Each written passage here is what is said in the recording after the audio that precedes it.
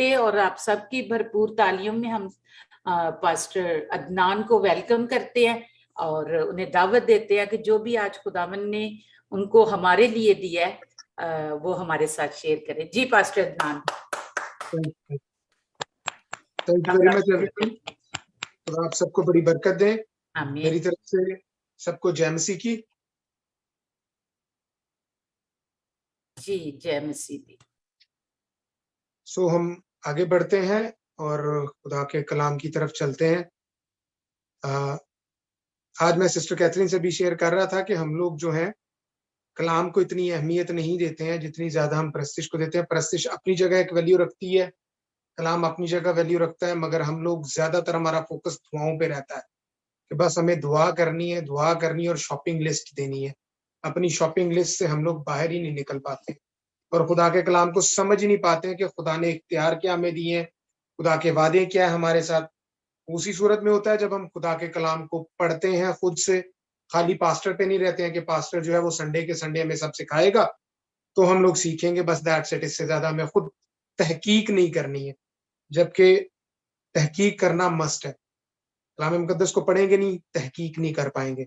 सो मेरी सबसे यही रिक्वेस्ट है कि रोज खुदा के कलाम को पढ़ा करें। जब आप पढ़ेंगे आपके मन में सवाल होंगे, जब मन में सवाल होंगे तो उसका जवाब देने के लिए सबसे जो काबिल उस्ताद है और जो है ही काबिल, जिन्होंने लिखा है ये, यानी खुदा के रूह ही हमें सिखा सकते हैं।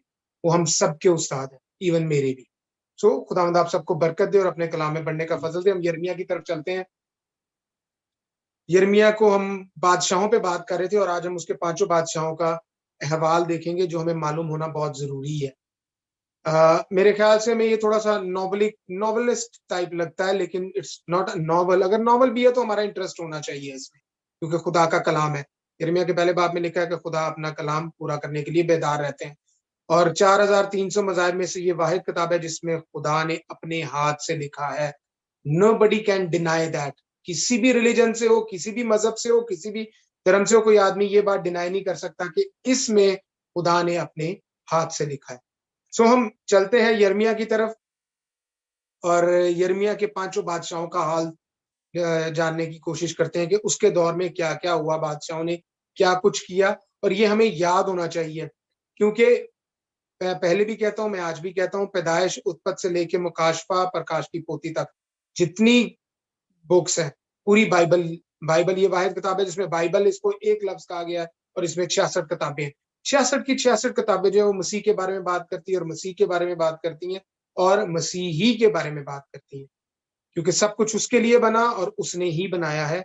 बाइबल इस बात की जो है वो तस्दीक करती है। सो हम पहले बादशाह की तरफ चलते हैं। पहला बादशाह जो यिर्मयाह ने जिसके साथ खिदमत की वो था योसिय्याह। दाऊद के बाद अगर कोई बादशाह खुदा के साथ चलने वाला था, खुदा के खौफ में रहने वाला था, तो वो योसिय्याह बादशाह था। योसिय्याह का जिक्र हमें यिर्मयाह के पहले बाब पहली आयत में भी मिलता है, क्योंकि उसके दौर में उसने 2 साल खिदमत की। योसिय्याह का दौर 31 सालों का दौर था। दूसरा सलातीन उसका 22 बाब 1 आयत में इसका अहवाल मिलता है योसिय्याह नबी का। इसने 31 साल हुकूमत की। 8 बरस का था जब ये हुकूमत पर आया। जब इसने सल्तनत संभाली तो ये 8 बरस का था। स्ट्रासमा वेलकम बैक। सो योसिय्याह ने 8 बरस की उम्र में सल्तनत संभाली और 31 साल की, और खुदा ने इसको बड़ी बरकत दी, क्योंकि ये वो बादशाह था जो खुदा से डरता था। अब वो डरता कैसे था? यिर्मयाह का और इसका बड़ा अच्छा रिलेशन रहा है। यिर्मयाह को 2 साल इसकी हुकूमत में काम करने का मौका मिला, लेकिन यिर्मयाह का और योसिय्याह बादशाह का आपस में कोई टकराव नहीं मिलता। यिर्मयाह कोई ऐसी नबूवत नहीं करता है जो योसिय्याह के खिलाफ हो। क्यों? योसिय्याह बादशाह खुद खुदा से डरता था। उसने हैकल की तामीर का हुक्म दिया, क्योंकि उसकी जो परवरिश थी, दूसरा सलातीन 22 बाब में लिखा है, उसकी परवरिश जो है वो काहिनों में हुई और उन्होंने उसे खुदा के कलाम के बारे में बताया और वो खुदा के कलाम पे चलता था। तब वो ज्यादा चलना शुरू हुआ जब हैकल की मरम्मत हो रही थी और तोमार मिले, इस्तिश्ना की किताब मिली उन्हें। और जब वो इस्तिश्ना की किताब मिली और वो पढ़ी गई और उसके हजूर उसके सामने पढ़ी गई, तो उसने अपना पैरहन चाक कर दिया। दूसरी सलातीन में लिखा हुआ है 22 बाब में, आप थॉरली उसको पढ़ लीजिएगा इस लाइफ के बारे में। इसको इतना दुख हुआ, इतना मलाल आया कि इसराइल जो यहूदा का मुल्क है, उसके लोग जो है वो बुत परस्ती कर रहे हैं और खुदा से दूर हैं। और उसको इस बात पे बड़ा गम आया, बड़ा दुख हुआ और उसने अपने कपड़े फाड़े और फौरन, उस वक्त एक नबिया हुआ करती थी, नबिया जो थी उस दौर में, खिल्दा नबिया थी। दूसरा सलातीन 22 बाब 14 आयत में है, उसका नाम खिल्दा था। यस, उसका नाम तब खिलकिया काहिन और अखी काम और अकबूर और साफिन और साया खिल्दा नबी के पास गए। तो तोशा खाना के दरोगा सलूम बिन तकुआ बिन खरखस की बीवी थी, ये जो यरूशलेम में मुस्तशना नामी मल्ला में रहती थी। तो उन्होंने उससे गुफ्त की और उसने खुदा से कहा, उसने उनसे कहा, खुदावंद इस्राएल का खुदा यूं फरमाता है कि तुम उस शख्स से जिसने तुमको मेरे पास भेजा, कहना खुदावंद यूं फरमाता है, मैं इस किताब की उन सब बातों के मुताबिक जिनको शाह यूदा ने पढ़ा है इस मुकाम पर इसके सब बाशिंदों पर बला नाजिल करूंगा, क्योंकि उसने मुझे तर्क किया और घर मबूदों के सामने बखूर जलाया। तो अब आगे पढ़ लीजिएगा, तफसीला लिखा हुआ है। योसिया को खुदा के नाम की गैरत है और खुदा ने भी उसको बरकत देने का वादा किया। और खुदा ने कहा कि मैं तुझे बरकत देता हूं कि तेरे दौर में अमन रहेगा। और उसके दौर में अमन ही रहा। बेशक उसका सियासी फैसला कुछ गलत उसने फैसला खुद किया, जिसका उसको खमियाजा भी भुगतना पड़ा, और वो खमियाजा उसने अपनी जान से दिया। मगर हम इस पूरे इसके योसिया के दौर में, 2 साल के दौर में यिर्मयाह मौजूद रहा। यिर्मयाह ने कोई ऐसी पेशन गोई नबूवत नहीं की उसके खिलाफ।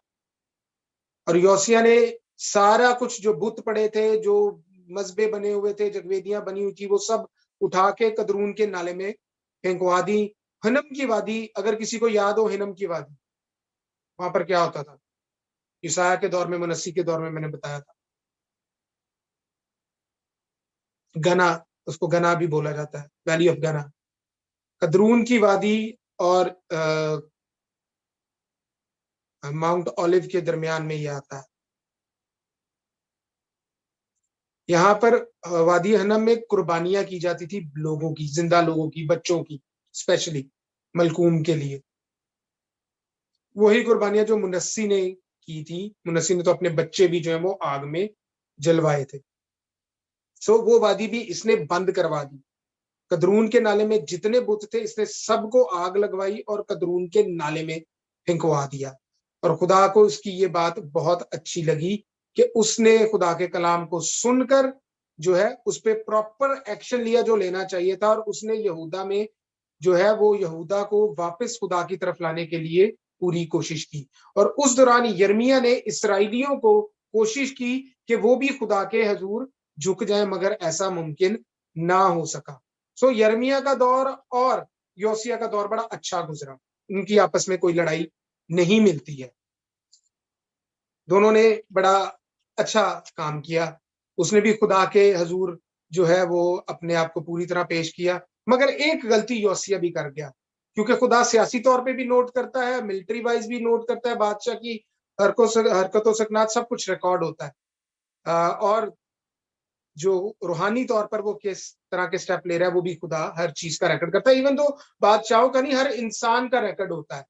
हम जो बोलते हैं, जो करते हैं, वो सब कुछ लिखा जाता है कि हमने क्या बोला, क्या रखा। और बाकायदा आसमान और जमीन गवाह होते हैं इसमें। आसमान भी गवाह है, जमीन भी गवाह है, और ये गवाह होते हैं और ये बोलते हैं। बिल्कुल। सो 609 में योसिया ने गलती की। हम क्रिकमस की लड़ाई देख चुके हैं, अगर आपको किसी को याद हो पुराना वाकया, जब नबूकद नजर की जंग होती है, एक तरफ शाह असूर होता है, एक तरफ फराउन होता है निकवा। और जो योसिया है वो निकवा को कहता है कि मेरे साथ लड़। वो कहता है मुझे तेरे खुदा ने नहीं कहा कि मैं तेरे साथ लड़ूं, सो मैं नहीं लड़ूं। लेकिन जब शिकस्त खाता है निकवा, तो उस दौरान, जंग के दौरान, कोई आदमी तीर खींचता है और वो योसिया को लगता है और योसिया जख्मी हो जाता है और मजदूद की वादी में मर जाता है। और उसको वापस लेके आया जाता है। और तब यिर्मयाह नोहा की किताब लिखता है। उसके मरने पर नोहा की किताब जो है वो यिर्मयाह ने लिखी है, उसके सोग में, उसके गम में, क्योंकि वो खुदा को बहुत प्यार करता था। मगर यहाँ पर वो एक गलती कर गया। सो जब हम गलती करते हैं तो उसकी सजा भी मिलती है, क्योंकि दाऊद को भी खुदा ने उसकी गलती पर सजा दी थी। क्योंकि अगर वो सजा ना दे तो हम आखिरत में जब फाइनल ग्रेट वाइट थ्रोन, जब जजमेंट होगी, जब खुदा के हजूर पहुंचेंगे, तो अगर हम गिल्टी होंगे तो हम खुदा की बादशाहत में नहीं रह पाएंगे। सो उसने ये गलती की और वो मर गया, और उस वक्त यिर्मयाह ने नूह की किताब लिखी। सो ये योसिया था, पहला जो है बादशाह। अब दूसरा बादशाह जो था, जब योसिया मर गया तो यहू आखिज जो है उसको उसकी जगह बादशाह बनाया गया, और दूसरा सलातीन 23 बाब 30 आयत में मिलता है। वहां पर हमें मिलता है यहू आखिज। बाय द वे, योसिया के दौर में एक नबिया खिल्दा थी। पुराने अहदनामे में कितनी नबियां मिलती हैं हमें, अगर कोई आंसर कर पाए?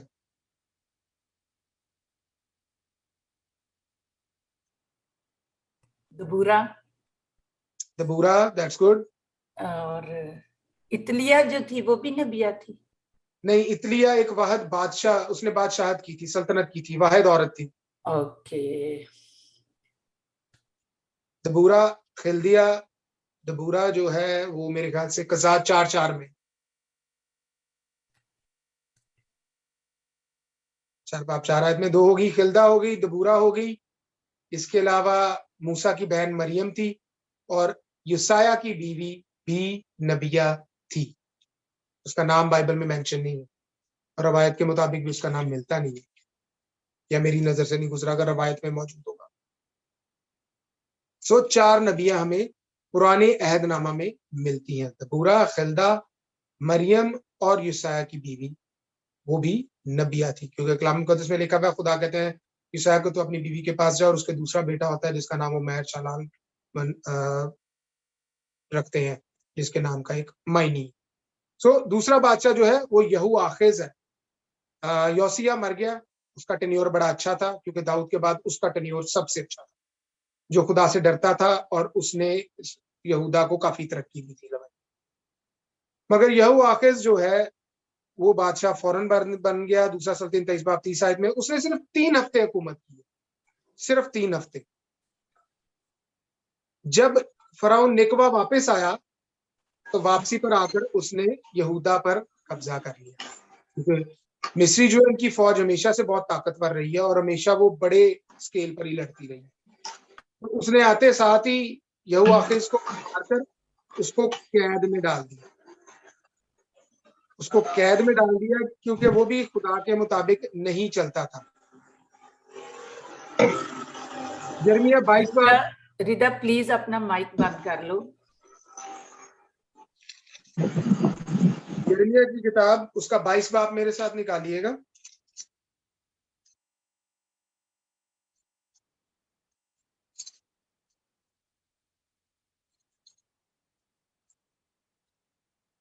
ग्यारह से 12 आयत तक। उसका नाम, दूसरा नाम उसका सलूम भी था।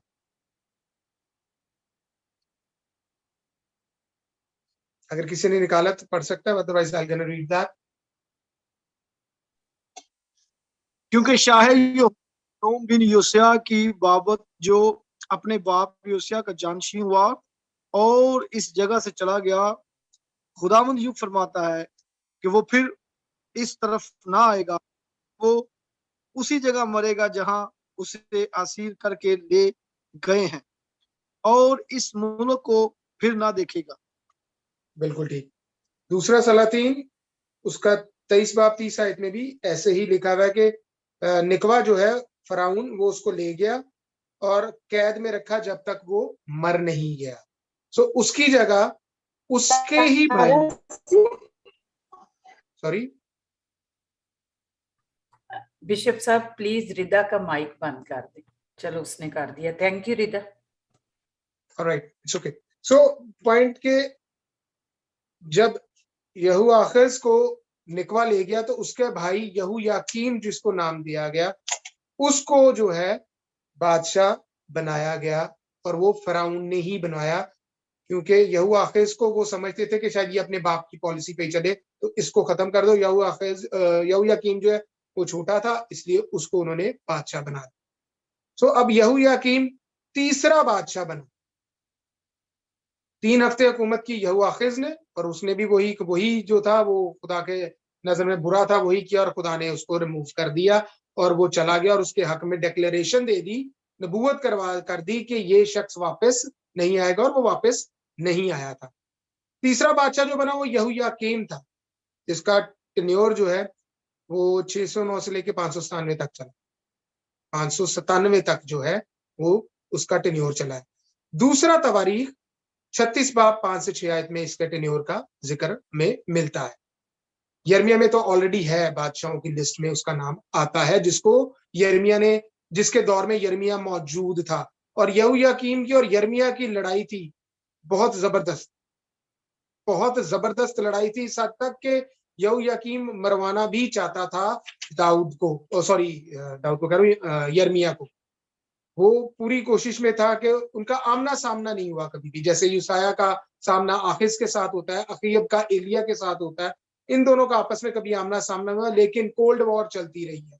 कोल्ड वॉर बहुत जबरदस्त तरीके से चलती रही है। 11 साल इस शख्स ने हुकूमत की है और इन दोनों की बहुत सख्त एनिमिटी रही है। और जो यहोयाकीम था ये शटल कॉक की तरह था। शटल कॉक समझते हैं, जो हम रैकेट से खेलते हैं, हाँ जी, या टेबल टेनिस का बॉल समझ लें, उससे वो इसी तरह था। कभी ये मिस्रियों की तरफ हो जाता था जब देखता था कि वो थोड़े पावरफुल हो गए हैं, माइट भी वो बाबलियों से लड़ सके, कसदियों से लड़ाई कर सके और उन पर ओवरकम कर सके, मगर नहीं होता था। और जब नबूकदनजर आता था तो वो इसकी तरफ हो जाता था। सो ये 11 साल इसी तरह खेलता रहा, नबूकदनजर के साथ भी, मिस्रियों के साथ, लेकिन वो मन ही मन में जो है वो मिस्रियों का साथ ज्यादा पसंद करता था और उसका भरोसा मिस्रियों पे ज्यादा था, क्योंकि मिस्र ज्यादा करीब था उनसे। सो नबूकदनजर ने जब हमला किया, यहोयाकीम को कैद करके जो है वो ले गया। इसका जिक्र हमें मिलता है दूसरा तवारीख 36:5-6 में मिलता है। दूसरा सलातीन 24 बाब 10 से 17 आयत में हमें मिलता है कि नबूकदनजर ने हमला किया और इसको असीर कर लिया। और सबसे जो ऑथेंटिक बात है, हम ईमानदार होने के नाते, मसीह पर ईमान रखने के नाते, खुदा पे ईमान रखने के नाते, हम बाइबल की हर बात पे यकीन करते हैं, लेकिन खुदा ने ये सारा रिकॉर्ड बाबलियों के पास भी रखवाया। जो बाबलियों का रिकॉर्ड मिलता है, तोमार मिलते हैं, स्क्रोल्स मिलते हैं, टैबलेट्स मिलती हैं, उसके अंदर इन सारे बादशाहों का जिक्र मिलता है। जो कुछ बाइबल में लिखा हुआ है एज इट इज वैसे ही उन स्क्रोल्स में और उन टैबलेट्स में भी इसी तरह कुछ मिलता है, कोई फर्क नहीं मिलता। तो खुदावंद का शुक्र है कि खुदा ने अपने मुंह के अल्फाज जो यहाँ पर कलम बंद करवाए अपने नबियों के जरिया से, वो सारी चीजें यहाँ पर हमें बाइबल में परफेक्ट मिलती हैं और कोई भी बात गलत या अफसानी नहीं है या नॉवल नहीं है। सो यहोयाकीम जो है उसने भी खुदा की नजर में सब कुछ बुराई किया और गलत फैसले किए, और दुश्मनी अरूज पे रही है यिर्मयाह की भी और इसके साथ। सो उसके बारे में खुदा नबूवत करवाते हैं। जब यिर्मयाह नबूवत करता है 22 बाब, यिर्मयाह की किताब 22 बाब 13 से 19 आयत में, थोड़ा लंबा है, आई गोना फास्ट, मैं जरा स्पीड से इसको पढ़ देता हूँ। इसमें लिखा हुआ, उस पर अफसोस जो अपने घर को बेइंसाफी से और अपने बाला खानाओं को जुल्म से बनाता है, जो अपने पड़ोसी से बेगार लेता है और उसकी मजदूरी उसे नहीं देता। ये यहोयाकीम के बारे में बात हो रही है, क्योंकि यहोयाकीम जो है वो जितने भी आप कहते हैं अपने कैसल्स, कसर बनवाता था, जिसको अरबी में कसर कहते हैं, हम उर्दू में महल कहते हैं हमें। और जितने भी अपनी ये कंस्ट्रक्शन करवाता था, इसको बड़ा शौक था इन चीजों का, नफासत यानी लकड़ी का काम और ये सारी चीजें। अगर हम हिस्ट्री पढ़ते हैं तो हमें ये सारा कुछ मिलता है। लेकिन ये काम करवाने के बाद मजदूर को उसकी मजदूरी नहीं देता। जो कहता है मैं अपने लिए बड़ा मकान और हवादार बाला खाना बनाऊंगा, वो अपने लिए झुंझरियां बनाता है और देवदार की लकड़ी की छत लगाता है और उसे शनगरफी करता है। क्या तू इसीलिए सल्तनत करेगा कि तुझे देवदार के काम का शौक है? क्या तेरे बाप ने नहीं खाया पिया और अदालत और सदाकत नहीं की, जिससे उसका भला हुआ? उसने मस्कीन और मोहताज का इंसाफ किया, इसी से उसका भला हुआ। यानी ये योसिया के बारे में बात कर रहे हैं। खुदा कह रहे हैं कि योसिया ने भी और उसके बाद दाऊद और सुलेमान के बारे में बात हो रही है कि वो सब ने भी अपनी सल्तनतों को मुस्तहकम ऐसे ही किया था, अपनी बादशाह को मुस्तहकम ऐसे ही किया था जब वो इंसाफ करते थे। सो इसी तरह क्या यही मेरा इरफान ना था? खुदा फरमाता है, पर तेरी आंखें और तेरा दिल फक्त लालच और बेगुनाह का खून बहाने और जुल्म और सितम पर लगे हैं। अगर आपको याद हो, ज़बूर 72 में सुलेमान भी एक दुआ करता है। अगर किसी को याद हो कि वो दुआ क्या थी, उसका थीम क्या था? ज़बूर 72 में सुलेमान एक दुआ करता है अपने डिसेंडेंट्स के लिए, अपने नस्ल के लिए। वो यही दुआ करता है, क्योंकि खुदा का इरफान यही है कि इंसाफ किया जाए, मोहताज को दिया जाए और जुल्म ना किया जाए। ये खुदा का इरफान है वो जो हमें बादशाह बाइबल में। सॉरी, कोई बोला था? रिदा बोली थी, शायद वो कहने लगी थी कि पढ़ना है। क्या हुआ था रिदा? जी बेटा। अभी वो कुछ बोल नहीं रही। Alright, so let's continue. So लिखा है, इसीलिए खुदावंद यहोयाकीन शाह यहूदा बिन योसिया की बाबत यूं फरमाता है, ये जरा गौर तलब है, कि उस पर हाय मेरे भाई या हाय बहन कहकर मातम नहीं करेंगे, उसके लिए हाय आका या हाय मालिक कहकर नोहा नहीं करेंगे। उसका दफन गधे का सा होगा, उसको घसीट कर यरूशलेम के फाटकों के बाहर फेंक दिया जाएगा। और रवायत के मुताबिक, जो इस्राएली रवायत हमें मिलती है उसके मुताबिक जो है, इसको एक साजिश के तहत कत्ल कर दिया गया। सो इसका अंजाम जो है वो बहुत बुरा हुआ था, क्योंकि ये लोगों का हक मारता था, इंसाफ नहीं करता था और खुदा के कलाम से तो बहुत ही दूर था। इसीलिए खुदा ने यिर्मयाह के थ्रू उसकी नबूवत करवाई कि इसका जो मरना है, उसका जो दफन है वो गधे की तरह, जब गधा मर जाता है ना तो उसको बियाबान में फेंक दिया जाता है, सुनसान जगह पर फेंक दिया जाता है। सो इसकी मौत भी जो है वो कुछ इसी तरह से ही हुई थी। और उसके दौर में एक नबी था, ऊरिया उसका नाम था। और यहोयाकीम ने जो सबसे बुरी हरकत की थी वो यही की थी कि जो पेशन गोई यिर्मयाह ने इसके बारे की थी, सेम टू सेम वही पेशन गोई दूसरा नबी ऊरिया था, उसने भी सेम पेशन गोई की थी। मगर इसने उसको मारने के लिए लोगों को भेजा, लेकिन वो यहूदा को छोड़ के मिस्र में पनाह लेने चला गया। जब वो मिस्र में गया तो इसने वहां पर लोग भेजे और उनको भेजकर ऊरिया को मरवा दिया। यिर्मयाह के 26 बाब 22-23 आयत में ये वाक्य लिखा हुआ है। वो वापस उसको यहूदा में लेकर आया और उसने उसको तलवार से कत्ल किया और आम जगह पर फेंक दिया, उसको बॉडी को गलने सड़ने के लिए आम जगह पर फेंक दिया। सो इसलिए खुदा ने इसको वही सजा दी जो उसने किया था। अगर किसी का कोई क्वेश्चन या कोई कमेंट अभी तक क्लियर है ना सबको? अगर किसी को कोई क्वेश्चन है या समझ नहीं आया तो वो भी पूछ सकता है। मैं वैसे नहीं पूछ रहा जैसे शादी की पुकार पे पूछते हैं, किसी ने भी कुछ बोलना है, एतराज करना है तो कर ले, बाद में वो नहीं बोल सकता, आप बाद में भी बोल सकते हैं अगर कोई क्वेश्चन होगा। सो आई होप कि या तो समझ आ गया या बिल्कुल नहीं समझ आया, दोनों में से एक चीज। कुछ तो हुआ ही होगा। सो जब ऊरिया के साथ ये हुआ तो खुदा ने यिर्मयाह को छुपा दिया। खुदा ने यिर्मयाह से कहा कि तू छुप जा, तूने बाहर नहीं आना। सो खुदा ने यिर्मयाह को हुक्म किया और यिर्मयाह छुप गया। लेकिन ऊरिया जो है वो अरेस्ट हो गया, क्योंकि यहोयाकीम के सियासी ताल्लुकात थे मिस्र के साथ। इस वजह से उस रसूख असर और रसूख के तहत वो मिस्र से उसको अरेस्ट करवा के अपने पास लाता और सरे आम उसकी गर्दन कटवाता है और उसकी लाश जो है वो बियाबान में फेंकवा देता है। यिर्मयाह 26-22-23 में क्लियरली ये सारा वाक्य लिखा हुआ है। लेकिन खुदा यिर्मयाह को कहते हैं कि बाद में कि भाई एक तुमार लिखवा। सो बारूक बिन नीरिया, हमेशा याद रखें कि यिर्मयाह ने बारूक बिन नीरिया से ये किताब लिखवाई। वो उसको डिक्टेट करवाता था और बारूक बिन नीरिया लिखता था। उसने तुमार भिजवाए उसको कि खुदा ने ये लिखा है। दूसरा सलातीन 24 बाब में हमें मिलता है ये, और यिर्मयाह की किताब 36 बाब 20-32 में भी मिलता है। अब यहाँ पे दो कंपैरिजन मिलता है। जब यहोयाकीन के पास वो तुमार जो यिर्मयाह ने लिखवाया पहुंचते हैं तो लिखा है कि सर्दियों का वक्त था और वो अंगीठी के पास बैठा हुआ था। अगर अंदाजा हो किसी को अंगीठियां का, घर में होता है एक ब्लॉक सा बनाया होता है दीवार में जिसके अंदर आप लकड़ियां डाल के आग लगाते हैं।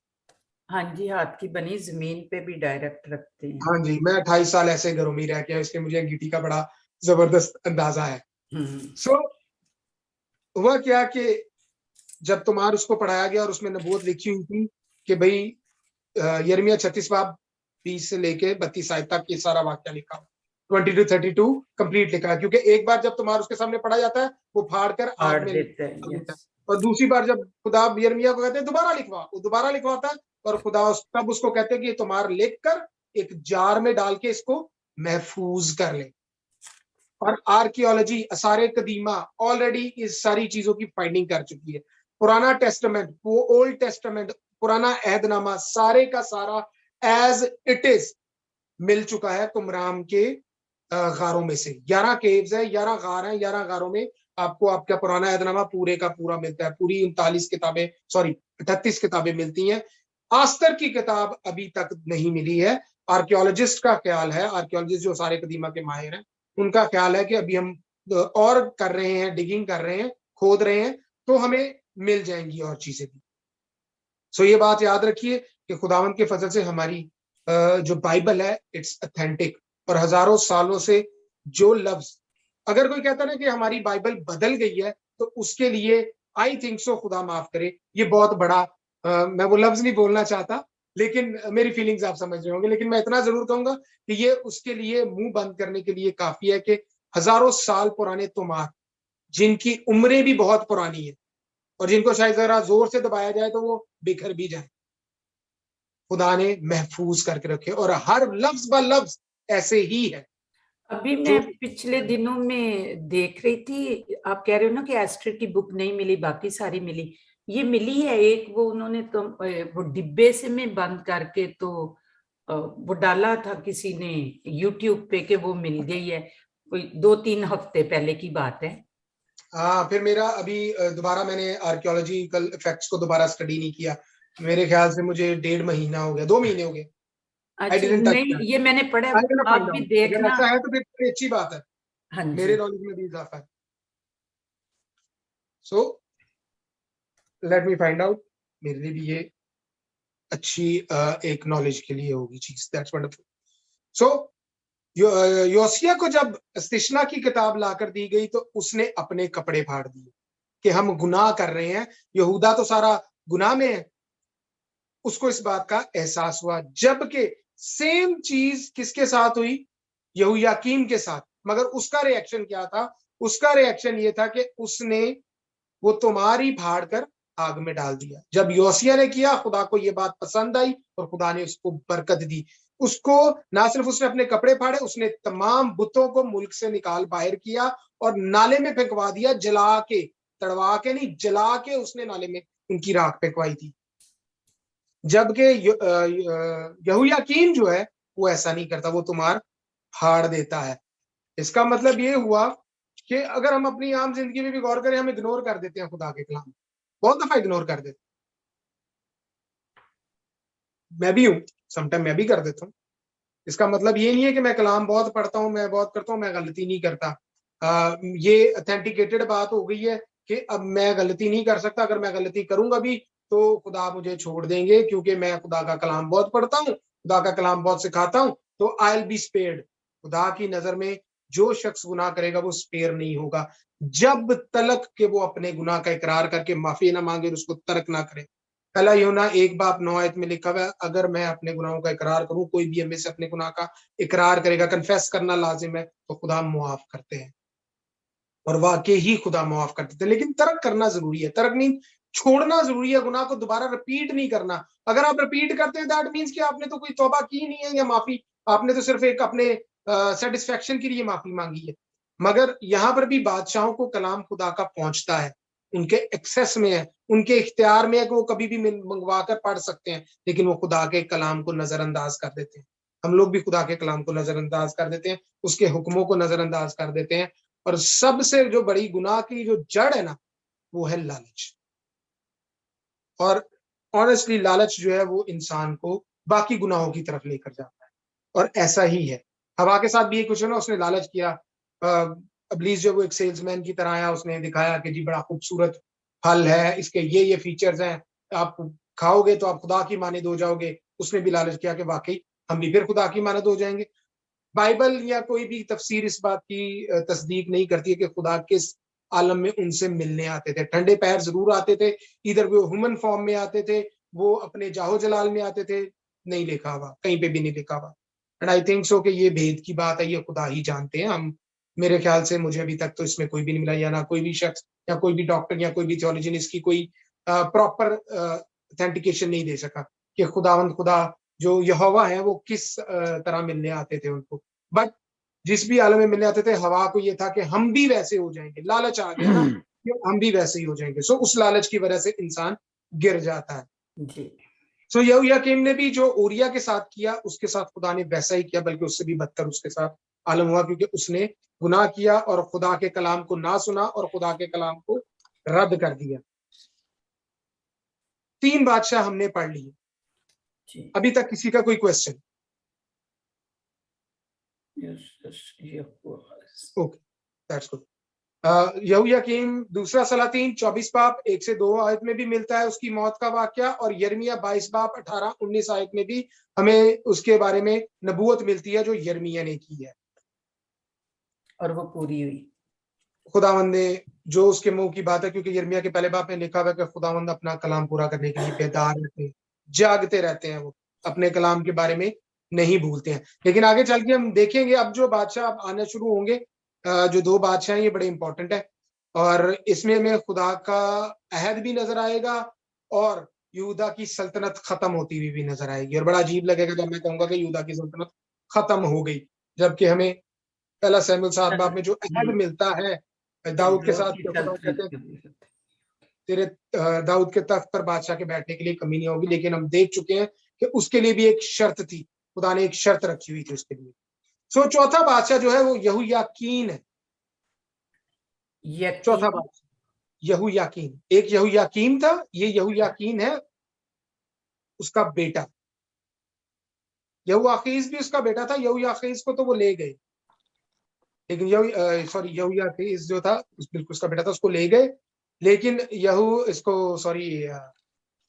यहोयाकीन ले तो इसको भी गए थे, मगर खुदा ने जो है इस नस्ल को महफूज रखा। किस तरह आगे चल के 597 में बाबलियों ने यरूशलेम पे टोटली कब्जा कर लिया, और यहोयाकीन जो था वो 18 साल का था जब उसका बाप मरा, और कुछ अरसे के लिए वो हुकूमत पे रहा, गालिबन 3 महीने वो रहा। हम आगे चल के देखते हैं।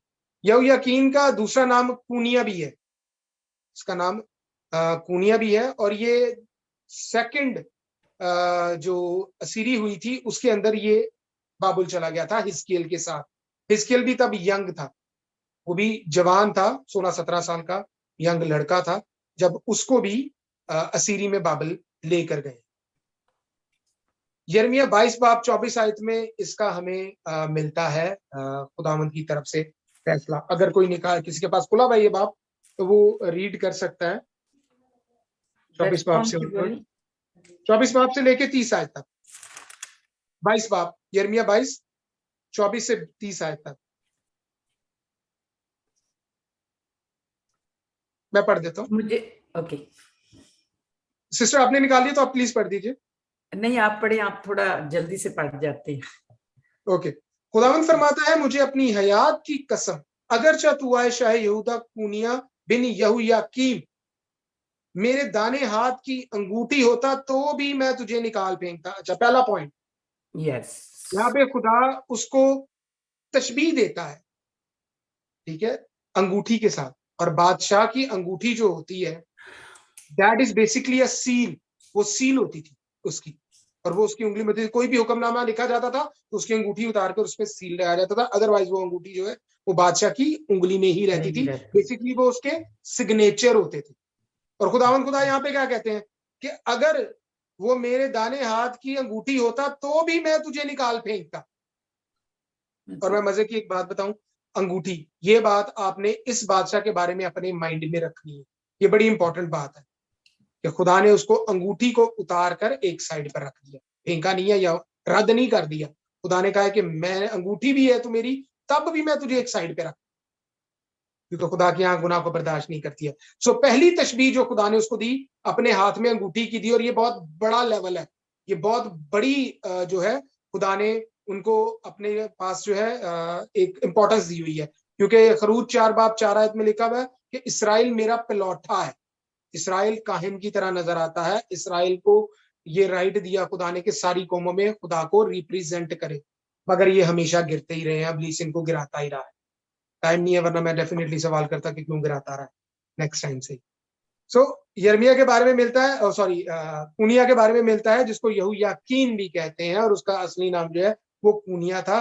कुनिया बिन यहूयाकीम। तो अगर वो अंगूठी भी होता तो खुदा उसको उतार देते। पहली तशबीह खुदा ने दी। और मैं तुझको तेरे जानी दुश्मनों के जिनसे तू डरता है यानी शाह बाबुल, नबूकत नजर और कस्तियों के हवाले करूंगा। हाँ, मैं तुझे और तेरी माँ को जिससे तू पैदा हुआ गैर मुल्क में तुम्हारी जात बूम नहीं है हाँक दूंगा और तुम वहीं मरोगे। तो खुदा ने क्या किया? इनको हाँक दिया। खुदा ने नबूवत की यिर्मयाह के थ्रू कि ये कैद में जाएंगे लाजम। पूरी फैमिली इसकी समेत, इसकी माँ, बच्चे, बीवियां, सब। जिस मुल्क में वो वापस आना चाहते हैं हरगिज लौट कर ना आएंगे। क्या ये शख्स कूनिया नाचीज टूटा बर्तन है या ऐसा बर्तन जिसे कोई नहीं पूछता? तो खुदा ने दूसरी तशबीह इसको काहे की दी है कि वो क्या है? बर्तन से टूटा हुआ बर्तन है। बर्तन कोई टूट जाए हम उसको यूज नहीं करते, फेंक देते हैं। वेदर वो ग्लास हो। अगर उस दौर में भी बात करें, क्योंकि पॉटर उस वक्त ज्यादा होते थे, कुम्हार ज्यादा होते थे, कच्चे बर्तन ज्यादा होते थे, और अगर कोई टूट जाता था तो लोग उसको नहीं यूज करते थे, उसको एक साइड पर रख देते थे या उसको बंद तो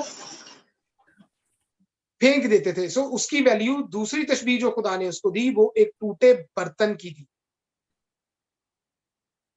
उसको एक टूटे बर्तन की दी। क्यों दी हम ये भी देखेंगे। और उसकी औलाद क्यों निकाल देंगे और ऐसे मुल्क में जिला वतन किए गए जिसे वो नहीं जानते। आए जमीन जमीन जमीन, खुदावंद का कलाम सुन। खुदावंद यूं फरमाता है कि इस आदमी को बे औलाद लिखो जो अपने दिनों में इकबाल मंदी का मुंह ना देखेगा, क्योंकि उसकी औलाद में से कभी कोई ऐसा इकबाल मंद ना होगा कि दाऊद के तख्त पर बैठे और यहूदा पर सल्तनत करे। क्या लिखा हुआ है? ये जो है ये बड़ा इंपॉर्टेंट है। ये पैसेज बहुत इंपॉर्टेंट है। बिशप साहब मेरी तरफ बड़े गौर से देख रहे हैं, मैं समझ गया कि टाइम बहुत हो गया है। सो इसको मैं यहीं पर स्टॉप कर देता हूं। हम यहूयाकीन को यहीं से दोबारा कंटिन्यू करेंगे नेक्स्ट टाइम, क्योंकि यहूयाकीन जो है वो बहुत इंपॉर्टेंट है, क्योंकि उसके बाद सिदकिया आता है और ये दोनों बहुत इंपॉर्टेंट है लास्ट एरा में। सो इसको हम नेक्स्ट लेक्चर में कंटिन्यू करेंगे। From my side that's it today. खुदा आप सबको बड़ी बरकत दे। अगर कोई क्वेश्चन होंगे तो आफ्टर द लाइव सेशन आप मेरे से जरूर कर सकते हैं, अपने व्यूज कमेंट्स जरूर दे सकते हैं। Thank you. आपको बरकत। आमीन जी, आमीन। Thank you brother, thank you. ओ, मैं आपकी तरफ तो खैर इतना नहीं देख रहा था तो मैं जब देखता हूँ वो लैपटॉप की तरफ तो सारे ये कहते हैं कि हमारी तरफ ही देख रहे हैं मुझे लगता है आप मुझे देख रहे लाइट का भी आती है कि लाइट चली जाती है, ज्यादातर लोगों की फिर प्रॉब्लम हो जाता है। हाँ जी, तो मैं जरा वो गया हुआ था दूसरी मीटिंग में, तो इसलिए सॉरी। मैं no problem, no problem, it's okay sir. Recording है, यू कैन सी। हाँ जी, रिकॉर्डिंग सारी सुनूंगा फिर। जैमसी दी तो खुदावंद आपको बरकत दे सर। दूसरा लाइव पे मैं बात करता हूँ कि टाइम कल से चेंज कर लें यार। आप 7 बजे आ सकते हैं पाकिस्तानी टाइम।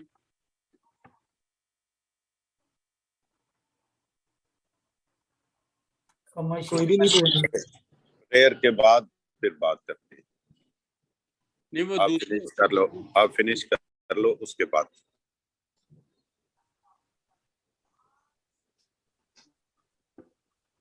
चले आए, फिर हम अपने सरों को झुकाएंगे, अपनी आंखों को बंद करते हैं और दुआ मांगते हैं। तो हमारे दरमियान बहन विनस एल्वन है, हम उनके साथ मिलके आज की कलाम की शुक्रगुजारी के लिए दुआ करेंगे। और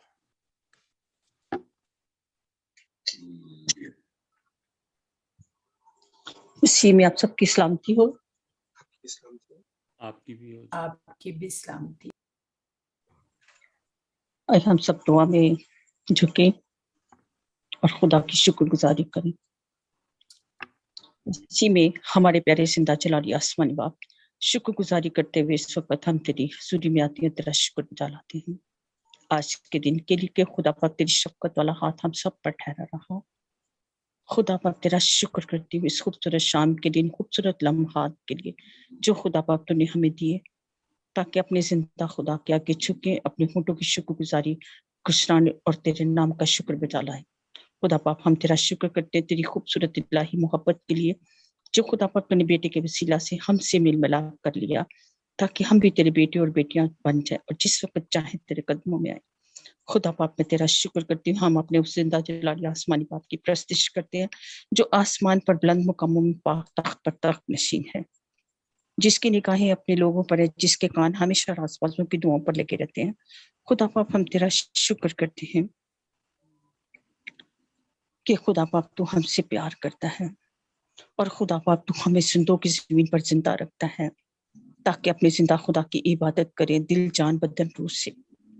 एक दिल एक जान एक रूह होकर तेरी इबादत करें। खुदा पाप ये खूबसूरत मुकद्दस महफिल के लिए तेरा शुक्र करती हूँ, जो खुदा पाप तूने हमें वक्त दिया ताकि हम तेरे कलाम को अच्छे तरीके से सुनने वाले हों, इसको अपनी अमली जिंदगी में लाने वाले हों, क्योंकि तेरा कलाम हमारे कदमों के लिए चिराग राह के लिए रोशनी है, ताकि इस खूबसूरत रास्ते के रास्ते पर चलते हुए हम तेरी उस बादशाह की ज़ियाफत में दाखिल हों जो खुदा पाप तूने अपने लोगों के लिए तैयार की है। तो इसी तरह खुदा पाप हम हर रोज तुझ में पाक होते चले जाए, क्योंकि तू पाक है, तू चाहता है मैं पाक हूँ, तुम भी पाक बनो। तो खुदा पाप हम तेरा शुक्र करते हैं, तेरा कलाम हमें पाक करता है, ताजगी देता है, कुव्वत देता है, आगे बढ़ने का फजल देता है। खुदा पाप मैं तेरा शुक्र करती बिशप साहब के लिए, सिस्टर कैथरीन के लिए, जिनको खुदा पाप तूने ये खुदा पाप उनके दिल में डाला कि एक जूम मीटिंग की जाए और सब उसमें शामिल हो। खुदा पाप इसमें तो इनको बड़ी बरकत है, इसी तरह तेरा हाथ इनके ऊपर ठहरा रहे और ज्यादा तेरे नाम को जलाल देने वाले हों। खुदा पाप इनके घर पर अपनी बरकत वाला हाथ बढ़ा, इनको बरकत दे, इनके बच्चों को बरकत दे। इसी तरह खुदा पाप मैं पास्टर अदनान के लिए तेरा शुक्र करती हूँ, जिसको खुदा पाप तूने अपने कलाम के लिए मसा किया, ताकि तेरे कलाम को खूबसूरत अंदाज से अच्छे तरीके से पेश कर सके, ताकि हम सबकी जानों के लिए बाइसे बरकत हो। खुदा पाप तो अपने बंदा अदनान को और ज्यादा बरकत दे। इसी तरह खुदा पाप वो तेरे कलाम की मनाती दिल जान बदन रूह से करते रहे, बोझ के साथ करते रहे और तेरे नाम का शुक्र बजा लाते रहे। खुदा बाप तू बड़ी बरकत देना अपने बंदा को। और इसी तरह खुदा बाप जितनी जाने इस वक्त तेरी हजूरी में सरनगू हैं, एक एक के लिए तुझसे बरकत मांग लेती, एक एक घराने पर तेरी बरकत वाला हाथ मांग लेती हूँ। खुदा पाप उनके घर में किसी चीज की कमी ना आए, बल्कि अपना खजाना इलाही से हम सबके घरों को भरे रखना और हर वक्त हमारे होंठों पर तेरी शुक्रगुजारी हो और खुदा पाप तेरे नाम को इज्जत और जलाल देते चले जाएं। हमारी जिंदगी में तू बढ़ता चला जा, हम कम होते चले जाएं। खुदा पाप आज की सारी इबादत के लिए तेरा शुक्र करते हैं। जब हम एक दूसरे से जुदा होते हैं तो खुदा पाप तेरी रहमत वाला हाथ हम सब पर ठहरा रहे। मीठी नींद देना तेरी, खुदा पाप तेरी सोच लेकर सोए उठे तो हमारे होंठों पर तेरी शुक्रगुजारी हो और तेरी शफकत वाला हाथ हम सब पर ठहर जाए। एक एक जान को छू और ब्लेस कर। ये सब कुछ मांग लेते हैं तेरे जिंदा और जलाली नाम से, आमीन। आमीन आमीन। थैंक यू सिस्टर जी। खुदावंद थैंक यू, वेलकम। हम खुदावंद की सिखाई हुई दुआ में शरीक हूँ। ऐ हमारे बाप तू जो आसमान पर है, तेरा नाम पाक माना जाए, तेरी बादशाही आए, तेरी मर्जी जैसे आसमान पर पूरी होती है जमीन पर भी हो। हमारे रोज की रोटी आज हमको दे, जिस तरह हम अपने कर्जदारों को माफ करते हैं, तू भी हमारे कर्ज में माफ कर, हमें आजमाइश में ना ला बल्कि बुराई से बचा, क्योंकि बादशाही कुदरत जलाल। आमीन। अब हमारे खुदावंद यीशु मसीह का फजल, खुदा बाप की मोहब्बत, पाक रूह की रफाकत और शराकत दुनिया के कुल ईमानदारों के साथ, खुदा के खादमों के साथ, इस हाज़िर जमात के साथ, इसराइल और यरूशलेम के साथ अब से लेके हमेशा हमेशा तक होती है। आमीन आमीन। खुदावंद में आप सबकी सलामती हो जी। मेरी तरफ